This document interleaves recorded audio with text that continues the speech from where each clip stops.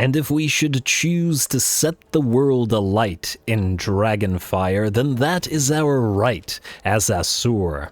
RuinusInsight here, welcoming you to part 1 of a brand new modded Total Warhammer 3 Immortal Empires campaign. SFO Grimhammer III Imrik. Dragon Daddy returns for a second time on this channel, taming dragons and hearts, if our community vote is anything to go by, which, let's face it, Imrik topped by a pretty huge margin. Personally, I'm very interested to see how his campaign has changed since Total Warhammer 2. But before we prove that it isn't high elf arrogance, if it's simply the truth, a couple quick notes. If you enjoy this content and want to see it updated regularly, don't forget to drop your likes and comments for the algorithm down below, as scheduling, episode, and campaign length are tied to engagement. If you'd like to support the channel, consider joining our Patreon, becoming a channel member, or purchasing your games through our affiliates linked in the description below. As always, a huge shout out to the modders for their fantastic work on SFO, and the biggest of shout outs to you guys for your comments and support. YouTube's my hobby, not my day job, and your comments keep it fun and keep this channel alive. Anyway, that's about it for the scripted stuff, so we're going to take a quick look at the faction and difficulty setup, but do feel free to skip to gameplay if not interested via the chapters below. Now, we all know what Imrik is about. It's regular dragons, special dragons, and dragon princes. He can tame them, he can buff them, he can recruit them faster, and he can pay a less upkeep for them. All your dragons belong to us. Of course, he also gets his special dragon taming missions and associated technologies, which we'll cover once we start the actual campaign. On top of all that, Imrik's built for aggression, gaining increased post-battle loot faction-wide, which I imagine will combine very nicely with the potential 15% you get from the Shrine of the Widowmaker, as well as additional campaign movement range for his army and immunity to some attrition. Keep on moving and keep on conquering is the deal. He also gets ambush defense chance because I don't know. I guess he can see ambushes from the sky. Whatever. Honestly, I feel like they just felt like they needed to put something in here, and just like, why not? A little bit of ambush defense chance. I guess it'll help against Clan Rictus. Anyway, in terms of the difficulty, we're going very hard, as we always do with the AI stats modifier, and dialed all the way up. And that's about all I gotta say, so all glory to the algorithm, and let's light him up.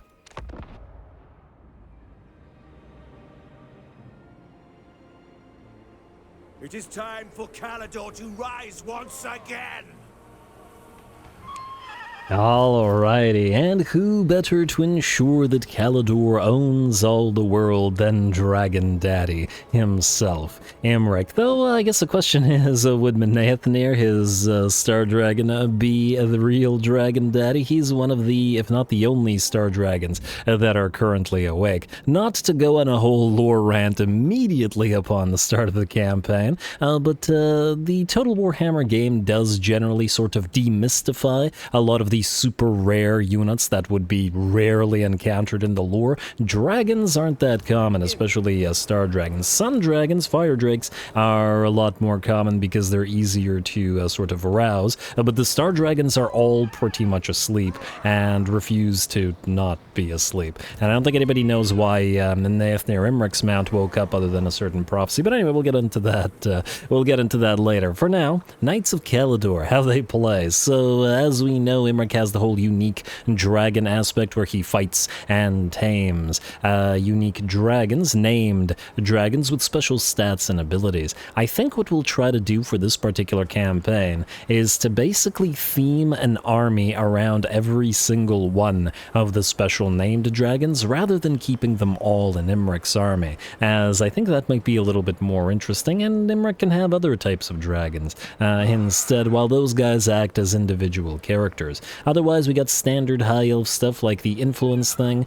We earn influence via various means, buildings and heroes, and can use it to affect political stuff, mainly to affect the relationship between other factions, but most importantly to influence the hero and lord traits that we get on recruitment. For example, Michaela here starts with Flammable, giving us ward save for Phoenix units and vigor loss reduction, minus 10% for Hero's Army. Not crazy, not bad. We can certainly pop her into a Fire Phoenix army, maybe with the Fire Dragon. I assume there is one later on, and combine that with a few things. But yeah, I'm definitely gonna have to try to get some, and I think we'll have to get a Life Mage pretty early in the campaign. For example, Incompetent, as weird as it sounds, might be a decent pick here. The reason you want a Life Mage early in the campaign is, well, Imrik has the Dragon Princes and the Sun Dragon, and they're going to be acting as the ringers for his army, and healing them up would be nicer, and we don't have an easy way to recruit the regular Fire Mages. Anyway, all that aside, enough talking for a little bit, let's jump into our first fight. For those of you new to the channel, I do cinematic battles, which are replays, so I go back over the battle and edit it after. Generally, I keep it to the battles I think are good battles or worth fighting or whatever you want to call it, but traditionally the first battle is always a cinematic, so away we go.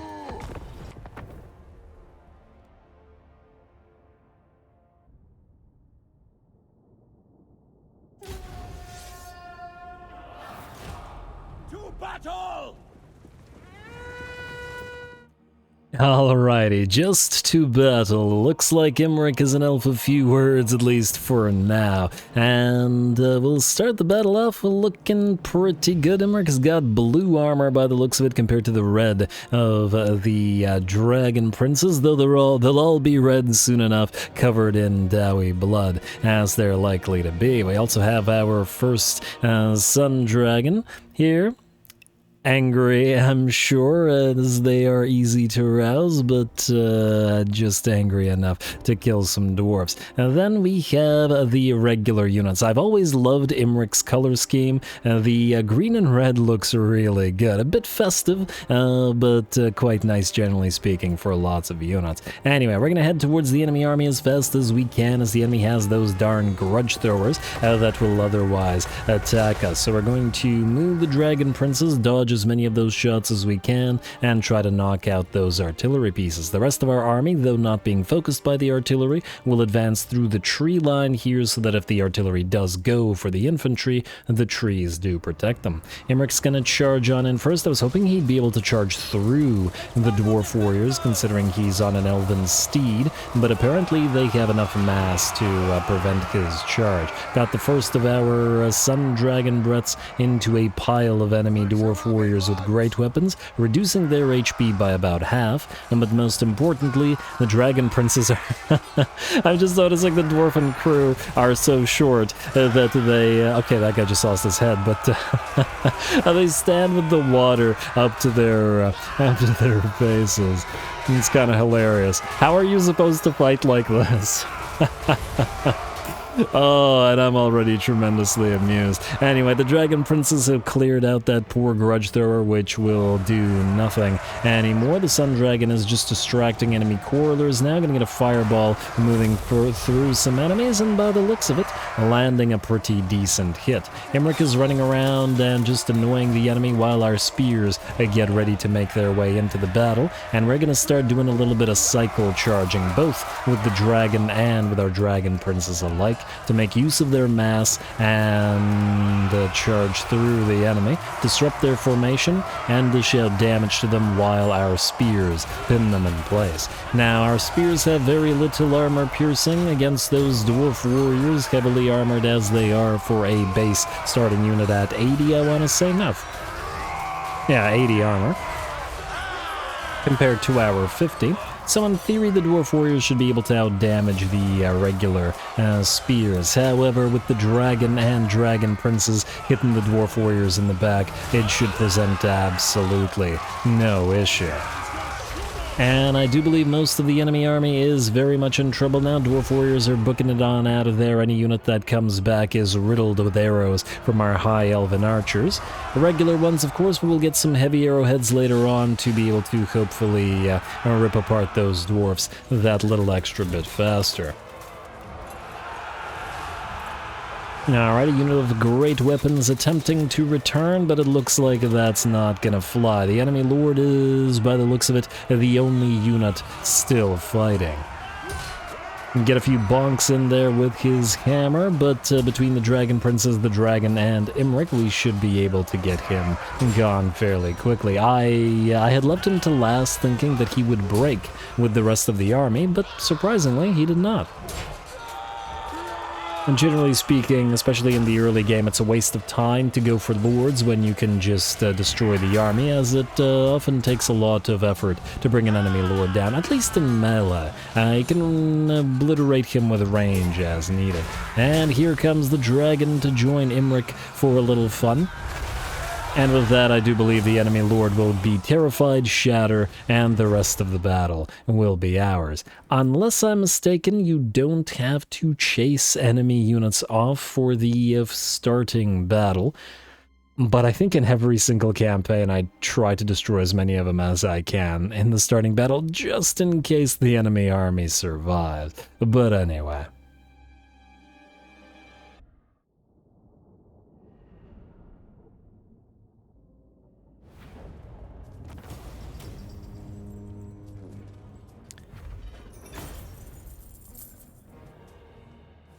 Alrighty, very nice, very nice. Easy little fight, only 3 losses, but of course the first battle is designed to be unlosable, so that's hardly surprising. 860 money for our trouble, and +1 influence per turn. We'll certainly take that over the replenishment. And the other option is execute captives with, well, actually a not too bad amount of army XP, but at the early game, 860 money is just too tempting.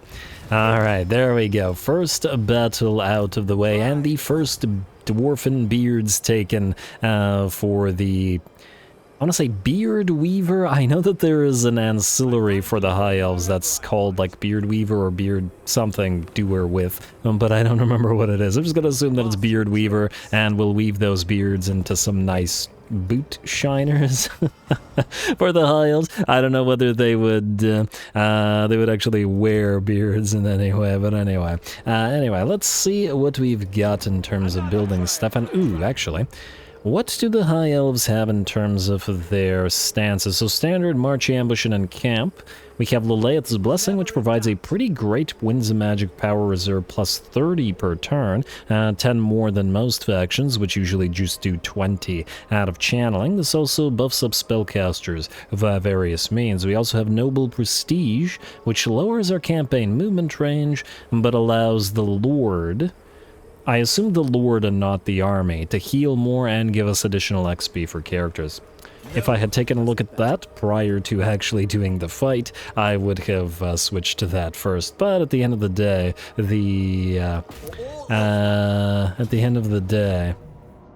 this is probably auto-resolvable, right? I would assume so. I'm gonna auto-resolve this.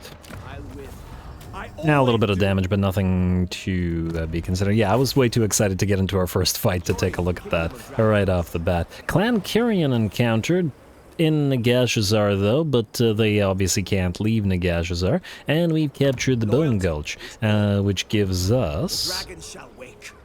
Oh, so we can use Noble Prestige while in settlements, which significantly increases the amount Imrik heals up, which is great. Which is... Ooh, hello, what do we have here? Dragonhorn. Melee attack +20 and can cause fear for all units army-wide or map-wide. Not too bad. Not too bad. Usually we take Root Marcher, however... Yeah, it'll take 2 turns to reach Ashridge Mountains anyway, so we can take Dragonhorn for the battle buff. Next up, we'll probably want to build up the Graves of the Dragons, which will give us immediate income and reduction for dragons and dragon princes, which I hear Imrik likes, and a Sun Dragon and Dragon Princess for a garrison here as well. Very nice. Build that immediately. I guess we'll want to get the rally field to get Lothern Seaguard up and running. And oh my lord, what the heck is the growth at? 15? 17 turns to go to tier 1? Okay, well, in SFO, if you uncollect the income, your growth goes up by plus 50, which is clearly absolutely necessary here. We'll also have to build a homestead for the additional growth, and, well, that's all we got for building. Next up, I guess we're doing some recruiting. We're going to go High Elven Archers with heavy arrowheads. The regular High Elven Archers don't have enough armor piercing on them, and we're going to be fighting both Dwarfs and Chaos Dwarfs alike, so we'll need the heavy arrowheads. As for the techs, my lord... Oh, it just frightens me how much text there are. Man, we are going to need so much research rate for all this. But anyway, military advancements is the only option, and reduces our upkeep slightly. Man, okay. And I assume that we're going to get a mission to confederate with Caledor itself here. I don't know what we have to do that, though, and how long it's going to take, but I can't wait to be fighting on 2 fronts at once. Then, I wanted to get the Archmage up and running. You may look upon. You know what, wait on the rally field. We can probably wait on it a little bit. But build a homestead immediately for growth. We can go an extra turn or so without Lothern Seaguard. Let us instead recruit the new lord. Archmage of Life. And I forgot what I was going to do. Just taking a look at it. Enervated targeting range for spells. You're going to have to go with Incompetent. Not like we're actually using the money here. Alright, you're going to have to be pretty costly, but you, I'm sure, will help us win fights. What do we have in terms of landmarks at Bitter Bay? Influence plus 4, diplomatic relations plus 20 with all high elves, and campaign movement range plus 5, eh? Not so bad. The question is... Well, I guess we'll have to decide after destroying Clan Helheim whether we actually want to go down here and grab Nagashazar and stuff, or whether we quickly want to proceed to destroy the Legion of Asgore before they can get up and running. What we really want is to destroy Kugath and take the Dragon Isles, because they will give us massive amounts of money, and because Poxmakers are one of our short victory conditions, along with Clan Rictus. Funnily enough, the Legion of Asgore isn't even an option. Huh, go figure. Imrik doesn't care about him. How much do they hate us, though? Minus 49. They don't like us, let's face it. Frankly, need to do the ogres here. But that's all good. Anyway, we are going to assign the skill points to the Fire Mage. Fireball's the only option until we reach that burning head, and then we're gonna end the turn. Probably could have checked out the diplomacy, but we'll do it next turn. Frankly, I don't think we are near to anybody that we want to be in friendly relations with anyway right now. Shouldn't be a big deal. 278 factions, man. It always feels mind-blowing how many factions there are right at the start of the campaign. But it'll get whittled down quickly. The SFO Grimhammer III mod menu. This gives us basically a couple of turns of a buff, 1 turn control, 1 turn growth, which is nice. But generally speaking, I like the time of maneuvers better, because if we take a look at the time of growth, currently we're making about 50 growth, I want to say. Something like that per turn. So this is essentially 4 turns of growth in a single turn, which ain't that much. If it was late game and we had a massive empire, this would be great, but early, time of maneuvers is, however, for 10 turns. 4 turns versus 10 turns of a buff and 25% campaign movement range. We'll take it. Early aggression is pretty important after all, and hey, there's the Caledor thing. Lovely. We're going to give this a read, but probably after we actually complete it, which is Occupy, Loot, Razor, Sex, 6 different settlements. Easy enough. Military advancements already complete, and we will go for, I believe, Spear Wall was the thing I did last time I played high. Nope. Archery prowess. Reload time reduction plus 15%. That's pretty significant, and basically for all archery units. Who cares about the weapon strength of the spears, considering they're mostly there to hold the line? You are going to go here. You are basically going to be stuck in the Laeth's Blessing to channel. And Imrik, we're going to have you recruit some more. We're kind of low on melee. I'm inclined to say we want some Elven Rangers, partly because we need melee, and partly because we can use them essentially to chase enemies down. Kind of like pseudo-cav, especially dwarves who are fairly slow. These guys move at 40 speed, they have Vanguard deployment, there's some good stuff in there. I'll go for Rangers. Plus, I remember in Total Warhammer 2, I basically never built them, so yeah, why not build them? Why not build them? Get that variety up and running early. Gonna be a little bit before we get the rally field or the manor, but, well, the graves of the dragons are coming, so why not? Diplomacy. Well, let's check you out. And that was a horrible waste of time. Okay. Okay, well then we'll just end the turn and head towards Ashridge Mountains, where I presume we'll be getting our second battle of the day. King Lun Cromson, huh? It does seem like... Oh, he's gonna run. You little coward. This is your last settlement. Why would you run? Okay. Imrik, if you switch to Noble Prestige, you can still head to Ashridge Mountains. And this guy's just going to be attempting to recruit here. I don't think this is even worth fighting. And it's too small of an enemy, so we'll just go here, we'll auto-resolve it, and then we'll go for all this. Alright, auto-resolve this. Yeah, minimal damage. Talisman of Loek gives us melee attack plus 25. Ooh, not horrible. We can use that, for example, in the Dragon Princes to dish out plenty of damage. There we go. Hey, Beard Weaver. It was Beard... Was Beard Weaver what I said? Actually, I'm curious what this says. Someone has to ensure that the Cloak of Beards is maintained, lest its power over Dwarfen runes slacken. Personally, I like my Boot Shiner idea, but sure. Scroll of Power. Raven Keeper campaign line of sight, sure as well. Right unlocked. Invocation of Eldrazi and Invocation of Isha, both unlocked. What do they do? For 2.6k, we get constant casualty or punishment rate and attrition immunity, and also for 2.6k, we lose some relationship with High Elves at the cost of massively increasing our... Well, mostly the Dragon Princes. The buffs the buffs for the Lords don't matter all that much, let's face it. Not worth 2.6k, considering. Let's see. You two, stay here. You, stay out here. Assuming the enemy lord's going to attempt to go for the Ashridge Mountains here. Probably won't besiege it. At least I wouldn't think so. I guess we'll find out. Now, we should build these two, but there should be a construction reduction commandment. I see a growth commandment here as well. Rebuild Lost Splendor. Construction cost minus 20%. We'll go for that, then we'll build both of these up and start getting a few of those Lothern Seaguard. Well, they are quite a bit more expensive than regular archers. I'll think about it.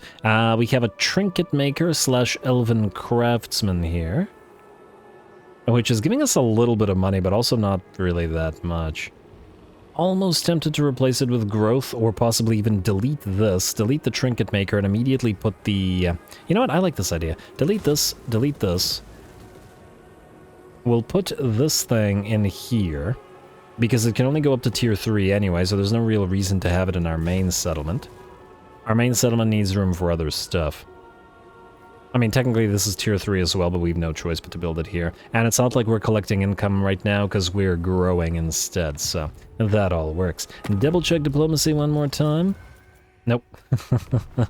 I just had to check. And end the turn.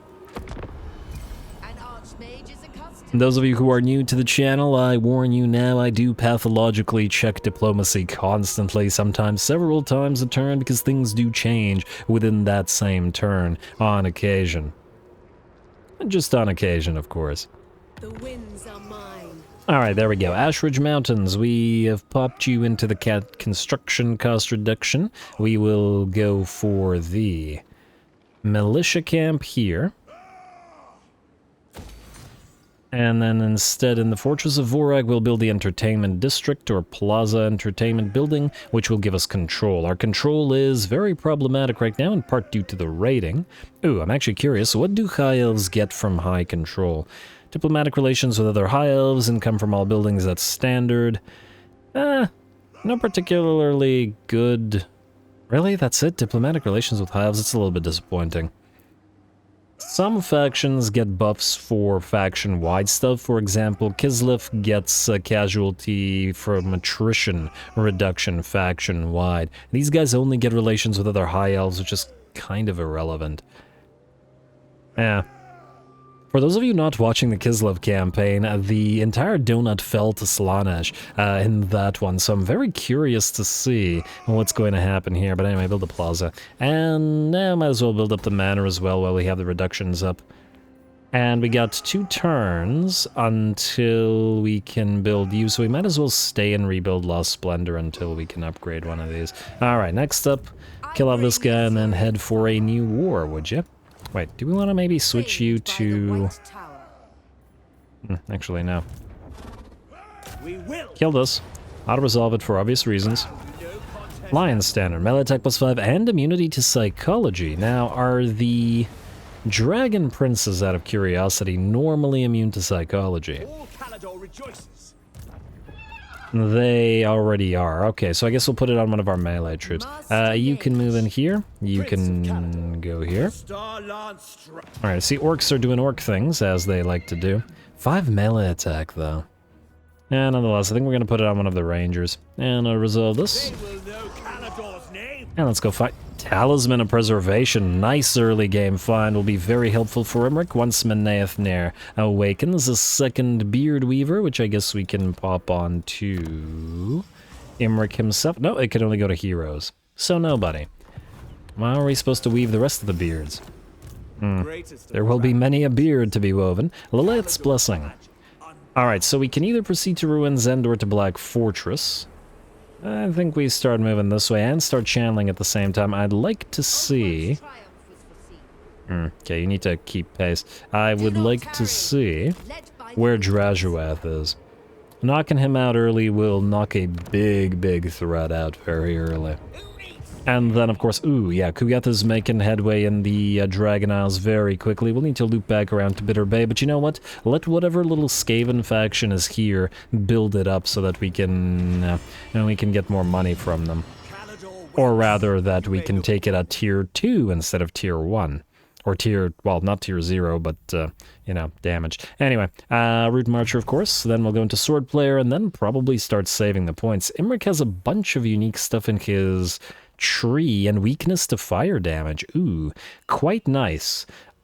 Generally speaking, Chaos Dwarf units have a lot of fire resistance, so it's another good reason to knock them out early, as they can be annoying. Ah, lots of good stuff in Imrik's tree. And capacity and recruitment for Noble immediately available upon rank 12, which will be nice. I don't remember which heroes provide... Burning Head. Which heroes, for the High Elves specifically, provide the casualty replenishment bonus, but I guess we're gonna find out. Alright, and I imagine that there is nothing else to do this particular turn, so we'll end the turn. Ooh, let's end camp, eh? Guess if we had gone down there, we could have destroyed the camp and taken out these ogres. They actually seem to like the fact that we destroyed Clan Helheim, but I imagine that the Chaos Dwarfs also are into that.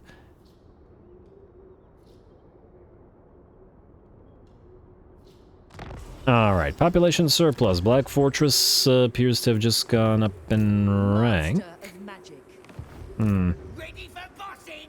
Orcs are building plenty of stuff, but we're not fighting them right now. You. Go for the Haven here so that we can upgrade the Rally Field, and then we'll upgrade this one afterwards. We'll take 3 turns now, and damn, Colonnade, 1.6k. You know what I probably should have done? Should have built another couple of archers or something. We can reach Black Fortress from here. Okay, you know what? I would like you to scout it out first. If there's a full stack there, we obviously can't take it, but we sneakily could if there isn't. Here? There's nobody there. It's empty. Well, isn't that lovely? Alright, Imrik, 'tis time. You are currently at war with the Darklands Orcs. Darklands Orcs, we will join your war against the Legion of Asgore for 1,000 gold. Imrik, you have that Talisman of Preserve? Yes, indeed you do. You will strike at the Black Fortress. Summary execution. Watch the army be in an ambush state right here. What's this? Imperial Warden's Caravan. Ah, there's Draj. Now here's the question. Can he reach us from here? I don't know. He might to me. Does he also have a talisman of preservation? No, the Black Gem of Nar. Invulnerable in melee attack -1. Okay, not super concerning. At least I don't think so. Do we suffer attrition in this territory? What's the chaos corruption like? 47, and it's going down by presumably virtue of our presence. You guys are willing to trade, and trade we shall. Finally, some diplomacy. And you know what? Cathayan units, very nice to mix with our own units. Frankly, any of the sort of generalist factions, Cathay, Empire, High Elves, and to a slightly lesser degree, Kislev and Dwarfen factions, all of their units mix very nicely together, so they're all potential allies, though Dwarfs a little bit less so, because we got beards to weave.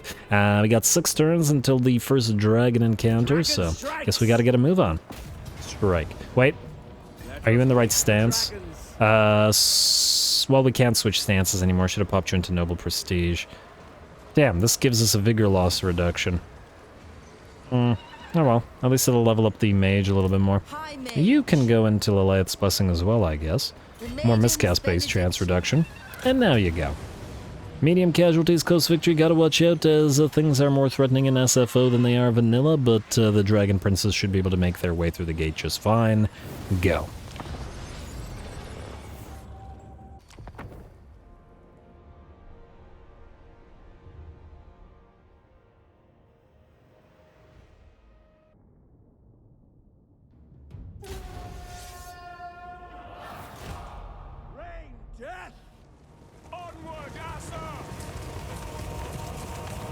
Ooh, look at that Shrine of Hashut, looking pretty damn fantastic, and especially with the skulls sort of worked into the mountain as well. You got to love Chaos Dwarfen territories. The devs put a lot of love and effort into making these places.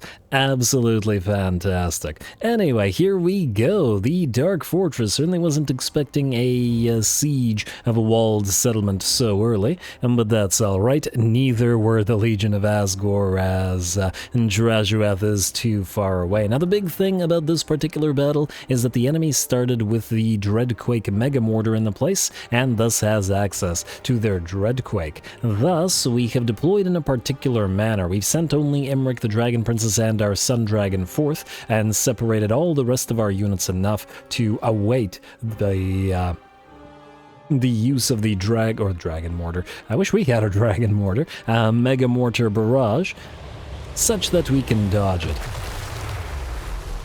I do still love hearing that sound from the Dreadquake, though. Love that sound design. Anyway, that's one, and they do have another, but our dragon is busy going after those Death Shriek rocket launchers. Certainly don't want those firing on our units as we advance, so the dragon should have little to no trouble obliterating it. The Sun Dragon also surprisingly has regular physical rather than fire damage, but that is actually fairly good for us, as base Chaos Dwarfs have 40% fire resistance, and I think the advanced units have like 60 or something like that. Which is obviously concerning, especially for Imrik, who has flaming attacks when he activates his Star Lance. Yeah. It doesn't imbue weakness to fire damage, but that doesn't overcome the issue. Anyway, our Sun Dragon lifts up, lighting up the darkness of the Darklands with that lovely fire breath, and though the Chaos Dwarfs have resistance to it, I'm sure it did decent damage. Coming back down for those Death Shriek rockets, and it looks like one of the 2 models has been destroyed. Once the second one is out, the enemy army will be much less of a threat here. Aw. Dragons are kind of adorable. Alright, get a couple more hits in there. Camera work a little bit wonky as we're in the middle of a bunch of a bunch of buildings. And there we go. Down goes the Death Shriek. No need to get bogged down fighting those Chaos Warriors, as there are blunderbusses over on this side. They are keeping the enemy piercing towers up and running, but that's just fine. Out here, the enemy gate has only 3,000 HP remaining on it, and just as we break through the gate, the enemy decides to drop its second Mega Mortar charge upon upon the Dragon Princes. Definitely a waste as they are fast enough to easily get away from it and then proceed right into the enemy settlement, bypassing the Chaos Dwarf Warriors and heading directly for the enemy Infernal Castellan, while the dragon touches down upon... Huh! They got back up! Well, I wasn't expecting that. What the heck? I thought any enemy units that were punted off a wall would get instantly destroyed. Is that not the way it used to be? Weird. Maybe it actually does a specific set amount of damage and doesn't kill you instantly. And I just saw some more units get knocked off. These guys survived as well.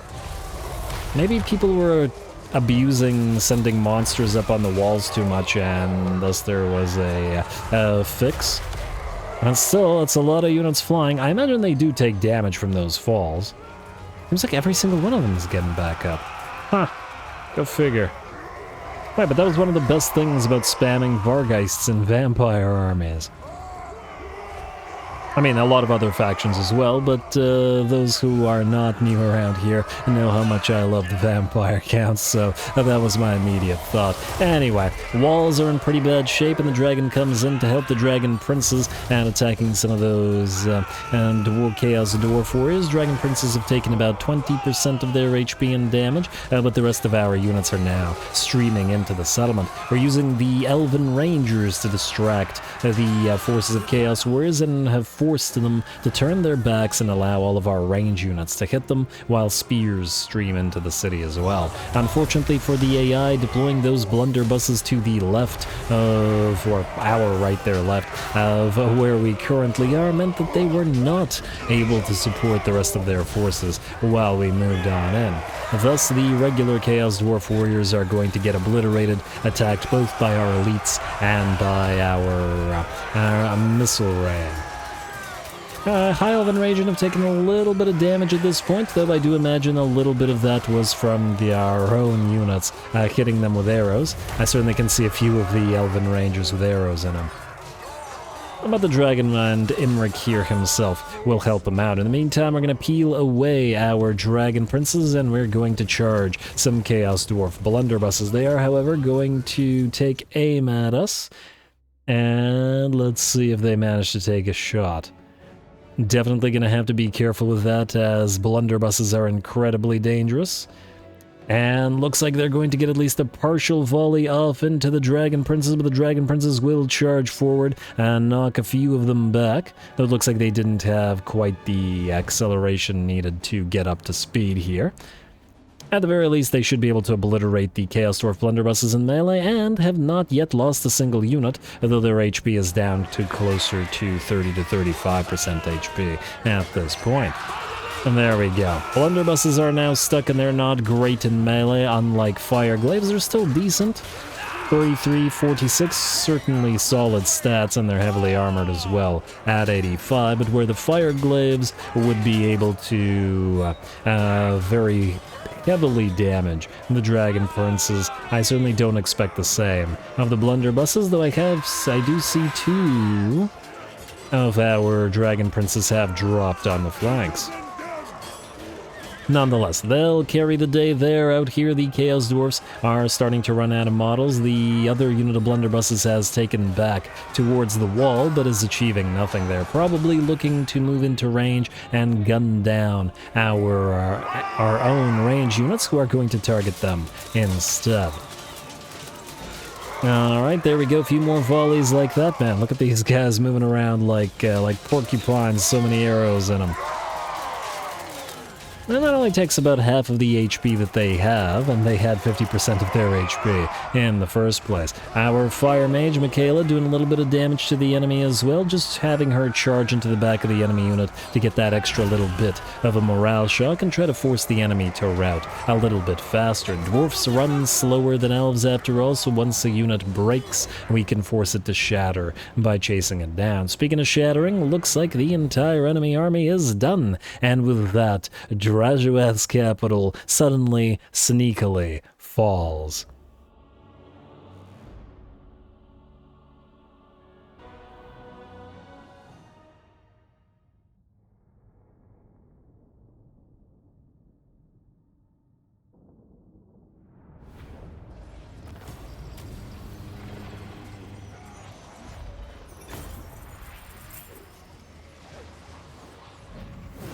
All right, very nice, very nice. The question is, did we take sufficient damage for the for Adraj's main stack to make us pay for it? And I guess we're about to find out. Occupy that black fortress. Fortunately, he didn't. He being Draj didn't get too much mileage out of his. Alright, Lothar and Seaguard are expensive. We're going to build some archers and spears here. He did not get too much mileage out of his don't collect income and build the homestead for growth. He did not get too much mileage out of his Dreadquake Mega Mortars. Dreadquake, yeah, Mega Mortars thinking. Oh, huh? I thought I saw 3, and now it's 2. Am I crazy or did it show 3? I swear it showed 3. Guys, did anybody? Okay, no, I don't know. Ooh, Goldtooth. Trade, Goldtooth. How do you like us? I like us reasonably well. A little bit of aversion, but nothing crazy. We could certainly either destroy them and take their territory, which is pretty rich, or we could try to ally with them and the Cathans, well, as long as they don't take the Dragon Isles, which we definitely want. Certainly something to be considered there. Anyway, Imrik, you're looking good. We got a level on Fayadian here, and you can get to Awakening of the Wood into Earthblood and Lifebloom ASAP. Gotta get that healing up and running. Imrik, let's get you Sword Player, and probably soon start saving up the points here. We got some good stuff like Vol's Armaments, which gives us research rate and armor for the entire army. Great for the early game. We got... I don't really care for the fire resistance in the sense that we don't really need it right now. The melee defense and physical resistance and vigor loss reduction, 50% absolutely massive on units in SFO, because vigor is scary in SFO. Yeah, this is good because these are 2 ringer units and we really need them as maxed out as we can, because let's face it, they're doing most of the damage in our army, though admittedly the High Elven Rangers did pretty decently as well. Also, let's keep an eye out for any legendary acts in this particular campaign. Since I haven't played High Elves for so long, we have no High Elves currently in the community canon, and if anybody makes a name for themselves, we will we'll get them a story and a proper name, etc. etc, etc, to be added. Anyway, let's not upgrade this because it's too much money right now. Let's skip and let's end the turn. Boundless courage. Sons of Mathan on rank 10. Okay, it's going to be a little bit before we can get that. He's got 2 stacks now. I wonder what's in his main stack though, but he's not moving to attack us, which to me tells me that he's most likely not. Wow, look at all these caravans. I guess all the AI launch the caravans at the same time. But that is potential trades. Reload time reduction. He can reach us from here. He's just not trying to. I guess the question is, can we beat his army like this? He's just gonna keep recruiting, but it'll mostly be garbage troops. I'm tempted to say we'd want more range units before we fight him directly. So who do we have here? We have the Jade Custodian. Okay, let's just go quick deal. Rebel Lords of Nanyang. They're fighting the northern provinces. So are they one of the caravans? I will. Who's this caravan? Yeah, Rebel Lords of Nanyang. We could if we wanted to attack them, though I fear... I mean, if it wasn't for Drajuat's army being right there, I would do it. Fortunately for us, the only thing Drajuath can build is Goblin Laborers, so our army will get considerably stronger, but his will not, so we should take advantage of that. Let's get Cascading Fire Cloak. The plus 40 melee defense is pretty massive for a relatively cheap spell, and casting it on somebody like the Dragon Princes is really valuable. You have nothing new. I'd love to put Imrik in Lelaeth's Blessing, but apparently we can't do that while in settlement, and I wonder if we can do it while recruiting. Get 2 more High Elven Archers. I'd prefer the heavy arrowheads, but it's better than nothing. And no, that switches out our stance, unfortunately. But oh well. Draj will soon fall regardless. Next, I guess we're gonna do that spear wall. We are using a lot of spears after all, and hey, if we end up fighting the ogres, we'll certainly need it. And more likely than not, we will. I also noticed that we are not able to build the landmark at Pigbarter, which is a bit of an unfortunate thing, but, well, not a big deal either. Jade Custodians are friendly with the northern provinces. So I think the Jade Custodians are going to be the ones that we'll trade with. Give them 200 gold for it, it'll pay for itself quite quickly, and it'll be additional relationship. I guess we could do the same with the Eastern River Lords. They're probably going to get destroyed very quickly, though. Let's just hope that it pays for itself. Alright. And not so much the Rebel Lords of Nanyang, since they're fighting the northern provinces, and we'd like to keep friendly with them. Don't make Imrik go into Cathay and take all that territory. I'd really rather move down here. Gotta take out clan wars, there's a lot of Dowie here. Anyway, frankly, I guess one thing that's nice about Imrik is he can go in any direction. Enemies, enemies, enemies, enemies. It's all good. It's all enemies. That's just the way we want it. End turn. Let's see if Drajuad decides to attack before we recruit. He's gonna get another lord up and running. Actually, not a bad move, in my opinion, as additional lords mean additional units that are very hard to kill. Unlike the rest of his army, which will be basic garbage units. Alright, now... Alright, here's what we're gonna do. Imrik, you're going to leave the settlement. Witness my stride. And you are going to go into ambush. You are going to go into the settlement, and you're going to recruit for Imrik 2 more spears. That's basically all of our cash, but that's hardly... Oh, I should have switched you to Banish Corruption. Absolutely my bad. Oh, well, actually now, funnily enough, we don't need to switch because next turn we'll be upgrading the Haven. Okay, fine. Yeah, I got so excited about all this that I was too late on that, but oh well, not a big deal. Double check diplomacy and the turn and see if this gambit pays off. Wow, the Rebel Lords of Nanyang really want to trade now. They'd be willing to give us 200 gold back for it. And even if the western provinces don't like, or northern provinces don't like him, I think it's not the worst thing in the world. It's free money, and they'll die next turn or whatever, and it won't be much of a relationship loss anyway. End turn. Alright, let's see if the ambush gets foiled. We did get discovered, but the enemy is willing to fight. The unfortunate aspect of this is that our lord, or our second lord, is not coming in. The not unfortunate aspect of this is that Draj is screwed. Go.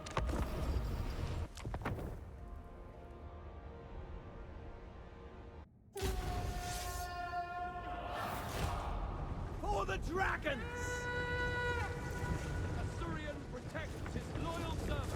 Alright, for the dragons indeed. One, I think, big boon of fighting in the Darklands in general is just the glorious maps. I always love them. Cathay and the Darklands. Maps of both places are absolutely fantastic. I do like the oil slicks in the waters as well, but anyway. Anyway, here we go. The enemy is set up in a big old blob, though fortunately for us, most of the enemy army is made up of those orc laborers, which are not really a threat to us, though they do have base access to armor piercing. Our Sun Dragon will get its breath off, ignoring by and large the orc laborers and going for the Chaos Dwarfs with great weapons, instead knocking out nearly half of the HP off of the unit of orc laborers that it clipped, and about 25% off of the Dwarf Warriors, probably due to the fire resistance that they have, though I noticed that theirs is only at 20%. Huh. Our Blunderbuss is at 40? Now Blunderbusses are also at 20, and okay, we got Fire Glaives, or no, Infernal Guard, yeah, with Fire Glaives, at 40. And none on the Orc Laborers, so I'm sure our fire damage will work there well. We got also 40% on Draj. Alright, well, we've got a pretty decent setup here. We're going to make use of this cliffside as an impassable object, impassable terrain, to A, set up a few archers to fire down upon the enemy there, and then protect our flanks, of course. We want to force the enemy to blob up as much as possible, so that we can hit them hard with spells. Alrighty, the enemy is on the approach. And they're taking many an arrow. As soon as those units of Kadai Fireborn get into range, we will also be focusing them down as well. Looks like the enemy lord is going to launch a few of those spells at us. And it looks like he's going to try to flank us with about 4 of his units here, but we've got the High Elven Rangers to make mincemeat of those Goblin Laborers as well. Now, the biggest threat on the field are the Blunderbusses and the Infernal Guard. We will target the Blunderbusses with our armor-piercing units of archers. The Fireglaves will be the targets of our Sun Dragon and our Dragon Princes, and then the rest of our range units will go for the Kadai Fireborn, which are glass cannon, high damage dealing units. And I'm sure they will deal plenty of damage to our spears, but Imrik is going to move in, get them hit with his Star Lance, even while the arrows drop upon them from above, and it looks like the Kadai Fireborn will melt away relatively quickly. And Drajueth was really looking to make good use of those. Alright, here come the Orc Laborers in droves to attack us, but we can switch our range units now to attack those Chaos Dwarf Blunderbusses, and fortunately, by the looks of it, the Blunderbusses are being blocked by the Orc Laborers and cannot actually fire upon us. Our units of Dragon Princes are engaged with the enemy Fireglaves and Chaos Warriors with great weapons, and we certainly have to watch out for them dishing out massive amounts of damage to them, hence the cascading fire cloak that we had on them, providing them additional melee defense. Sun Dragon is moved away and is looking to target Draj and whatever other units he can clip. Draj will launch a spell, and here comes that lovely Flame Breath moving through a pretty darn big pile of those Orc Laborers, and sending several of them scurrying away, by the looks of it, allowing the dragon to return to the fray and help once again against those Fireglaves. Those darn units of Chaos Dwarf Warriors with great weapons being kept in reserve, being the biggest issue for us here. And we're gonna have to back off. Unfortunately, the Fireglaves are not quite dead, having lost about half of their HP only, but we'll do a little bit of cycle charging rather than keeping the Dragon Princes in combat, as I'm a little bit wary of them losing too many units, and the Sun Dragon of being heavily damaged. Out on the flanks, it looks like our Elven Rangers are doing a decent job holding the enemy off, though this is really bizarre. I think what's happening here is this unit isn't trying to fight, it's just trying to ignore this Elven Ranger unit and just bypass it to run towards those High Elven Archers instead. And that is working for him to some degree, I guess. But as long as the Rangers are attacking, they should be able to kill Gobos pretty darn quick, as this is something they're decent at with those fast-attacking twin blades of theirs. Not to the degree of the Watchmen in the Night armored Khazars with twin blades, perhaps, but well enough for our purposes. Alright, Goblin Laborers booking it on out of there, and we still do hold the kill and this flank. Archers are safe to continue their work, and do so with gusto. Dragon lands upon the enemy Infernal Castellan, while Imrik has found Drajueth the Ashen here, who is being poked away at by several spears and is getting hit by the archers with heavy arrowheads as well.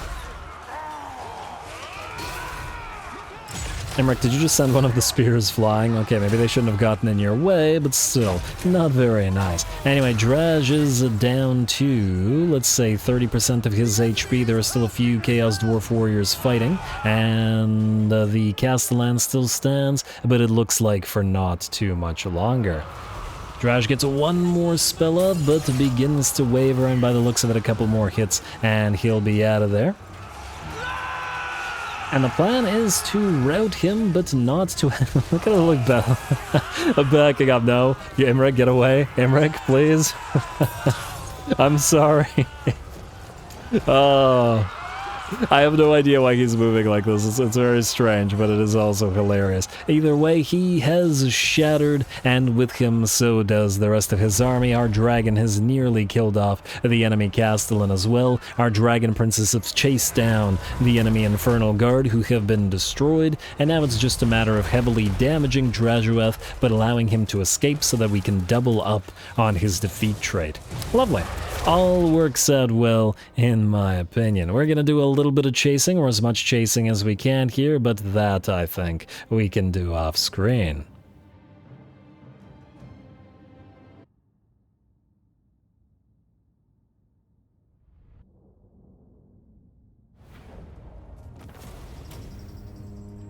Alright, not bad, not bad. Destroyed all the critical units that we wanted, and a bunch of extra Gobbo and Orc Laborer units as well. We kept Drajuet alive as we wanted to hopefully get his defeat rate on the other Lord, and generally the battle went well. As we expected, of course, as it was never not going to go well, I would imagine, simply due to the fact that the enemy had way too many of those laborers. Lovely. Really could have used that healing on that Sun Dragon, but oh well. Take the ransom captives. Draj will run, and then we'll hunt him down with Phaedian here. And I wonder what the defeat trait is. So, income from province capital settlement buildings faction-wide. Oh, that's actually a decent farmable trait. We'll only get it on 2 lords, but it's still decent. Oh, hey, you go away, Bludgeon Bad Axe. Be a good axe. Invocation of Assyrian unlocked, faction destroyed, rebel lords of Nanyang. Alright, so this unlocked the Invocation of Assyrian, which I think, despite the insane cost, it may be a good idea to pop immediately just for the control and influence, as, well, we have problems with both right now, to be honest. We could start collecting the income here, but the growth, I think, is still more valuable. And of course other factions will declare war on us and we'll have to be careful about it, but, well, for now we're okay. Do we pop that invocation or do we save the money? I mean, the control is fine. It's for how many turns? It is for 10 turns, so it's 50 control effectively. While not collecting the income, it'll essentially put us up to max control. Then it'll take a while for it to drop, but the max control will give us additional growth as well. Which is also nice. Alright, either way, that doesn't change the fact that we will want to build a homestead here, and I did want to upgrade the rally field, and maybe we can wait on it. You switch to growth, banish that corruption. This is going to be... Well, it's going to be upgradable next turn, eh? And we won't have the money for it. If we pop this. Nonetheless, though. 2.6k for only 50 control. I'm gonna say pop it and get it on cooldown now so that we have it available again as soon as possible. Well, honestly, the early influences swell as well. Perform right. Hope I don't regret this. There goes all our cash. And I guess by virtue of that, we can reduce the time it takes to build you and reduce the... Okay, you're already reduced to the max, so it doesn't matter. Oh, I guess then we keep Banish Corruption on for the... Wait. We keep Rebuild Lost Splendor because we'll be able to build something like more growth at the Bone Gulch next turn. And eventually all these will be needed to be replaced with Trinket Makers, but for now, it's all we got anyway. Phaedian, you are going to go... Wait. Imrik, you are going to go right here. Seeking glory. A lot of Gobbos. Do we want to level you up now? Or do we want to wait? As in, save. You know what? I think it's time to start saving points. He'll be at rank 12 before we know it. You are going to attack Draj. Both of you should be able to kill him with ease. Including in an auto-resolve. Don't screw us on this auto-resolve. Don't hurt the dragon. Don't you hurt the dragon. They have no anti-air. It hurt the dragon, but not so bad. Terrifying Mask of E versus Replenishment is useless in this particular army, so we'll take the ransom captives. And there we go, doubling up on that income. Lovely. Terrifying Mask of E, I guess you can hold on to it. Now the question is, do we go after these guys, or do we allow the orcs to hit them and for them to damage each other and then hit them both? Draj won't revive in a single turn, so it would be time to both channel and do stuff. These guys are at war. I think that's what we'll do. We'll allow Bludgeon to take it. Hopefully he doesn't raise it, or if he does, I'm going to be very salty. But, well, it's a risk. You gotta risky to get the bisky. Lilith's blessing for you, sir. Back into our own territory. And I guess Lilith's blessing for you as well. What's the likelihood that they try to bypass? Well, no, they can't, can they? Can they? You know what? Just in case, stand right here beside... Actually, should have done that with Imrik instead. Okay, fine. You go here. Right beside the settlement. I don't think that they can attack, but why risk it, right? And then you stand just in range of Imrik. Should have also traded those troops, we'll do it later. Also, we've got another level up on Michaela here. Let's get Kindle Flame, and... yeah, just Kindle Flame for now. Who are you? And will you trade? Celestial Loyalists, yes they will, and they're already getting crushed by several factions, but that's alright. Not our problem, as long as they're willing to give us early game money for our own purposes. Ooh, damn, Karakazul looking strong, and if they declare war on us, it'll be a problem, so we best finish up with these guys ASAP. Skill points and turn. Now let's see what happens here. And they're going to run. Huh. But then these guys, I assume, will take it. I was hoping that they would destroy each other. It didn't quite work out that way. Please don't sack it. I'm gonna be... Just don't. Just take it. Occupy it. Do it. Do it. Good. And that took about half their army out, which means we now destroy them. Alright, Razor... Razor? I combine the word treasury and razor to get razory. Okay, well, we'll do that as we can later on. Time to declare war on these guys. Alas, we can't ask these guys to be friends, so that's what we're gonna do. And it's a bunch of gobos, but nonetheless, I think we destroy them. Declare war. Huh, wait, is this all your movement? Wait. They set sail. Where could they possibly be going? They have no settlements remaining. Isn't the AI programmed to attempt to retake? I genuinely have no clue where the heck they could possibly be going. It's bizarre. Also, is this worth fighting? I mean, it's not really, but in the sense that... wait. How many territories do you hold? 2, so it's just these 2. So we'll have this entire province, and I take it Mount Greyhag is owned by the Skaven. Man, I really wanted to push southward towards Kugath and this random little ogre tribe, but I don't know, maybe it'll be better to knock out Clan Rictus first. Well, that doesn't change this. Declare war. Yes, yes. Wait. Swap out of Lilith's Blessing and into Noble Prestige. Like so. Let us wake the dragons. And up to 17 influence now, which ain't too bad. You are going to stay in the Lilith's Blessing, and you're going to swap these 2 spearmen into this army. Like so. Lovely, and then I guess we'll attack. Will we fight this? Yeah, why not? I mean, the thing is, more likely than not, since this is their main stack, there's nothing at Darkhold, which means we'll probably just auto-resolve Darkhold. So if we're only going to get one battle against these guys, it might as well be against their main stack. Just to double check, though. Yeah, Grizguts is the leader of the faction. Because if it was somebody else, this might have been a separate stack, but it ain't, so go.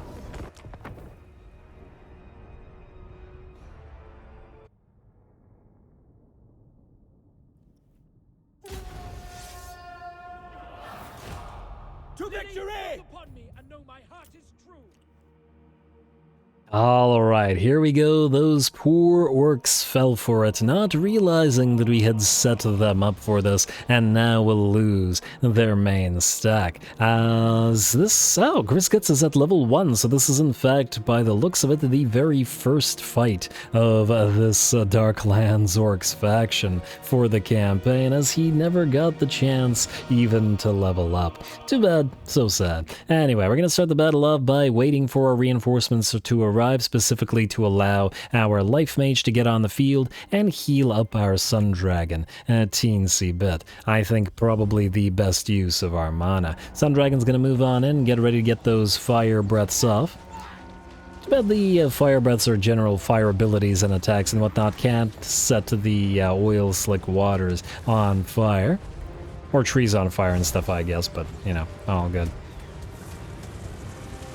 Although there may not be too much left to burn there, depending. Anyway, here we go. First of the fire breath's gonna come down upon some gobos there and cause absolutely massive damage to those 2, I should say, units, while that also serve the purpose of annoying the enemy army sufficiently to start heading towards us in our very nice defensive position. Our Sun Dragon's gonna touch down on a unit of unprotected Night Goblin archers and have a nice little meal.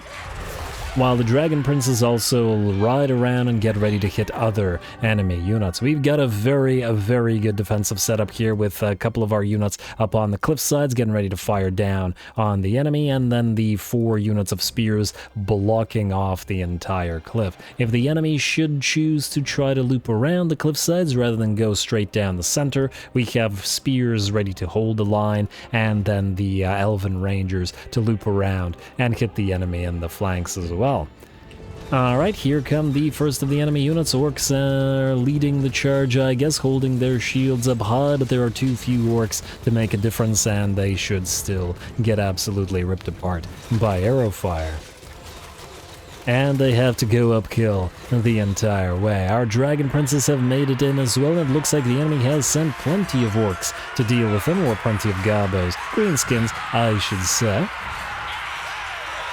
But spears or not, basic gobos aren't actually really a threat to Dragon Princes in any way, and despite the fact that regular gobos wield spears, they don't actually have any anti-large, and they have 0 armor piercing, so the Dragon Princes aren't threatened by them.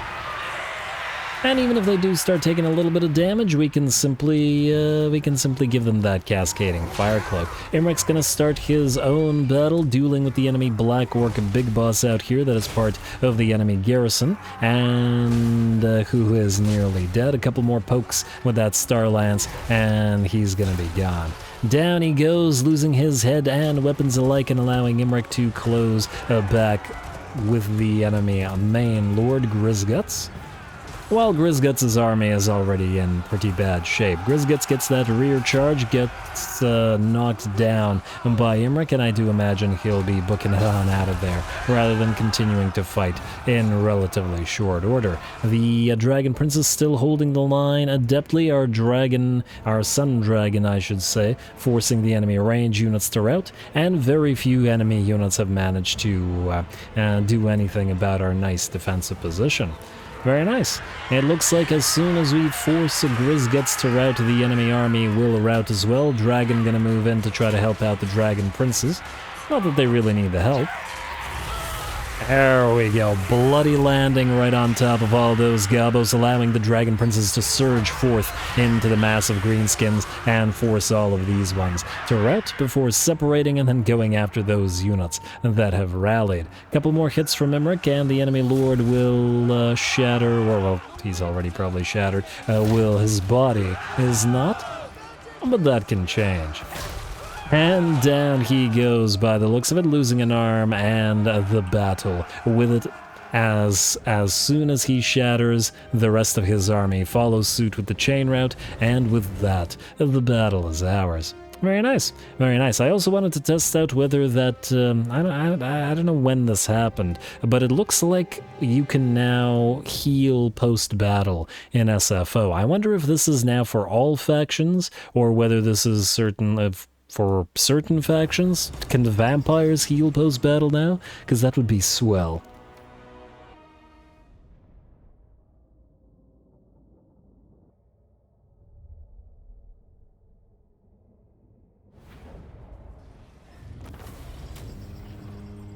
Ooh, Helm of Discord, good find, good find. Getting decent luck with items so far, and certainly Imrik needed armor, so there we go. Poor Grisguts losing half his army to the attack on this place. We got decent cash, we got an item, and we got to occupy the Sentinels, completing... Ah, wait, no, Darkhold still. Soon completing the province. Bard, casualty or punishment rate +2 all units in army. I'm hoping this counts for heroes, but I'm not entirely sure. We'll want to upgrade the Haven here, but considering what our money situation is like, I think we'll wait until we capture Darkhold and can reduce the construction rate. It's gonna take 9 turns, even with the growth at its current rate.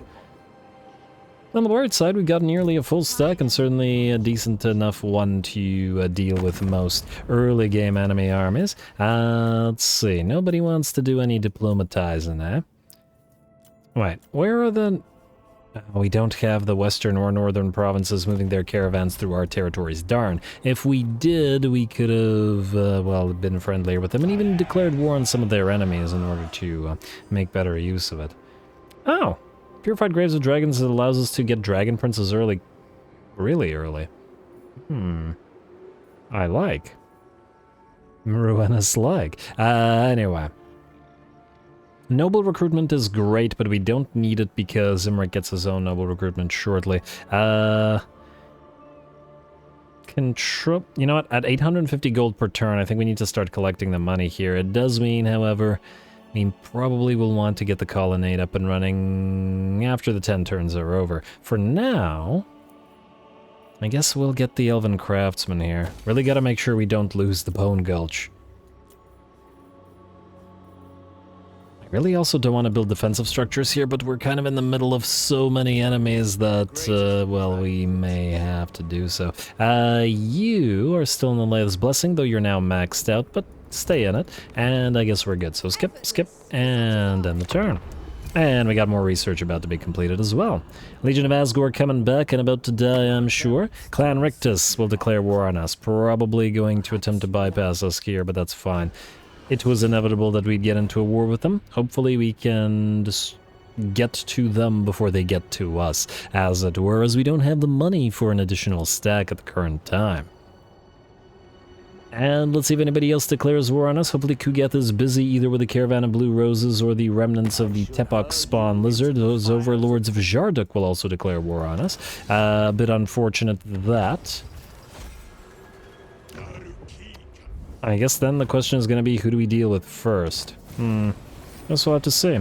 Spear wall research completed. And what do we have here?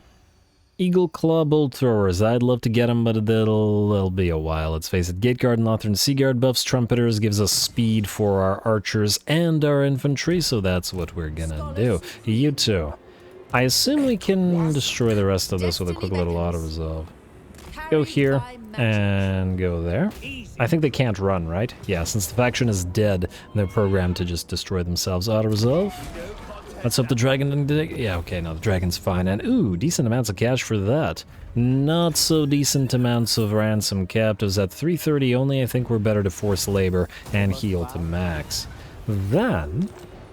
Dawijar Dooms. Well, by the looks of it, if we go this way, we can just reach Darkhold next turn. I think Imrik won't go in March stance, even though I'd like to, because there is the... there is this. Now, here's the question. If he goes into Skaven... okay, so... Issue. We need to move in such a way, let's say here. You're not going to be beside Imrik. But at the same time, you need to be far enough from the Skaven so that they can't kill you next turn. Because they can ambush you, and therefore you wouldn't be... you wouldn't be reinforcing. Wait, if we go out of this stance, we could move a little bit closer, or closer to you. But we wouldn't be able to go into ambush anyway, right? I believe so. As you are. No. Nonetheless, approach a teensy bit closer this way. And you just stick around like this. Where they can't strike at you. Should be just out of range. I hope I didn't screw that up, because if that's the case, then Dian is dead. Just in case, we're going to take those away from me in case we lose them because I screwed up. Talisman of Loic and Terrifying Mask of E. We can give the Terrifying Mask to the mage here. And you could take this Sword of Striking, the Scroll of Power as well, since Imrik has his own things. Now you can go into Lilith's Blessing. Enemy killed in battle, faction destroyed, Legion of Asgore, farewell to you. What do we have here? Gonna be a while before we can grow the arch and, yeah, see, the problem with collecting the income is that we don't grow nearly as quickly, but, I mean, Dragon Princes are so expensive, that's probably fine. Elven Artisan, let's build you up. I don't think we're gonna upgrade them. Well, yeah, no, upgrade the manor. We need the growth. but can ignore the colonnade for now. We should upgrade the Black Fortress. I'm a little bit wary of upgrading the Sentinels, however, as if the Overlords of Jarduk come down, and they assuredly will, there's not much we can do about it. Alright, next up, diplomacy. Anybody new? Anybody friendly? Looks like the Western Provinces. We will join your war against Clan Caledor. I'll take a little bit of your cash for a trade agreement. Lovely. And that's presumably all we can do for now. We should probably send somebody over to Ulthuan. Also, how close are we to Return of the Prince? 3 more to go. Alright, nearly there. Hopefully Imrik doesn't get ambushed by these guys, plus stretches army. It's very possible that he will. Let's level you up just in case. We're going to need a big old burning head for the rats. This will be masterful. I mean, Militia Master is a pretty significant buff to the entire army. We could always reset Imrik later on. Just out of curiosity. Yeah, so Cavalry Master... Wait, where are the Dragon Princes? Sky Master doesn't upgrade them. Vanguard Master upgrades the Dragon Princes. Because that'll be effectively his entire army. Just checking what else we have here. Ambush defense chance plus 30. Imrik has a general ambush defense chance plus 10, but it's not all that much. Nah, I think we're going to still risk it and hold on without getting Militia Master, even though it's really good early game. And turn. Well, let's see. Oh, we didn't really have time to be fighting a big old fight against the rats. The rats are too cowardly and will run away anyway, so it won't make any kind of difference. Alrighty, well, I guess that works. Asgog Armbreaker, actually, by the looks of it, might warrant an actual battle. Assuming he doesn't run, of course.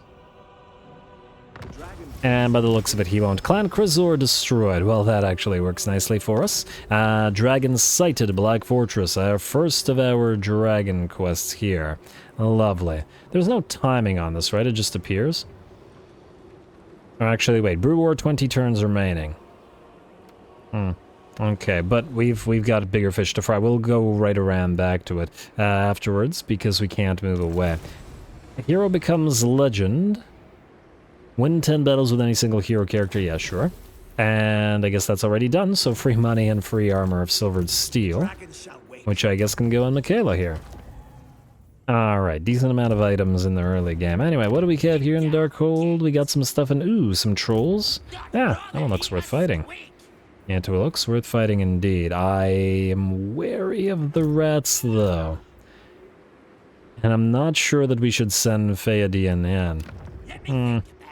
Well, either way, folks, we're out of time for this first episode, so I guess we'll start the battle for Darkhold at the start of next episode, then push up northward towards the Clan Rictus Skaven. Now, Clan Rictus Skaven, if we take a look at them, have 3 territories to their name, and by the looks of it, probably 2 or 3 armies. So it'll take a little bit of a while to bring them down, but the AI isn't so great with early game Skaven, and we've got Michaela's Fire to rely upon, so hopefully we'll be just fine. Next time, Darkhold into Mount Greyhag, the rest of the Skaven territories, and then right back around towards the Overlords of Jarduk. So, stay tuned for more Dragon Daddy Imrik. Don't forget to leave those likes and comments below. All glory to the algorithm.